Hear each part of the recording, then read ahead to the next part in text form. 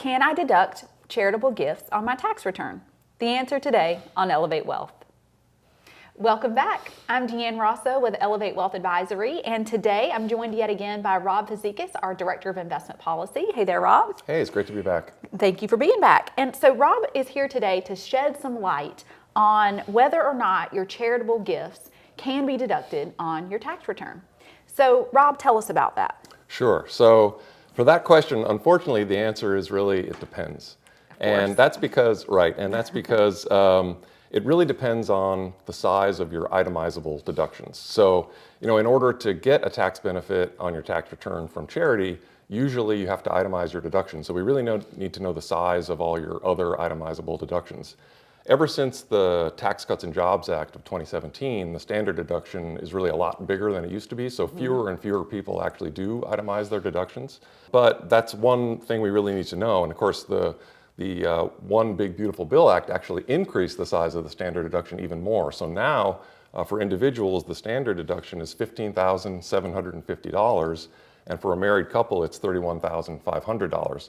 So that's a really big hurdle to get over in order for it to make sense to itemize your deductions. But that's really the question we need to answer to decide whether or not you'll get a benefit on your tax return from a charitable donation. Yeah, I like how you describe that as a hurdle, because that's what I always think about, or like a hump. Like there's a hurdle or a hump that we have to get over if you want to itemize deductions versus take the standard.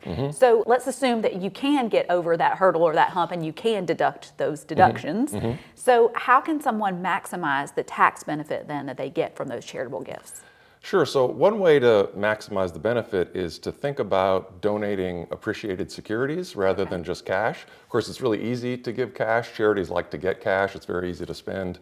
But you might be able to actually kind of get a double bonus from your charity if you donate something that has gone up in value, like a stock or a bond or a mutual fund. Most charities are set up to be able to accept gifts like that. So if you could give appreciated securities, and the reason that you can get an enhanced benefit is you can avoid a capital gains tax. So if something's gone up in value, I'll give an example. If you bought something for $5,000 and it's gone up in value and now it's worth $10,000, you could give that appreciated asset to the charity. They get the full $10,000 value. You can write off the $10,000 on your tax return as long as you're itemizing your deductions.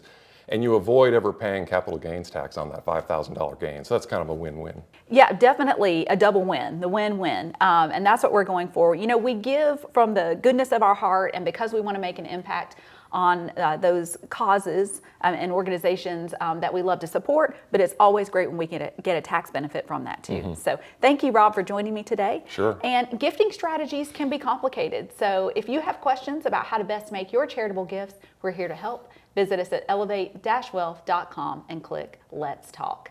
Thanks for watching. We'll see you next time.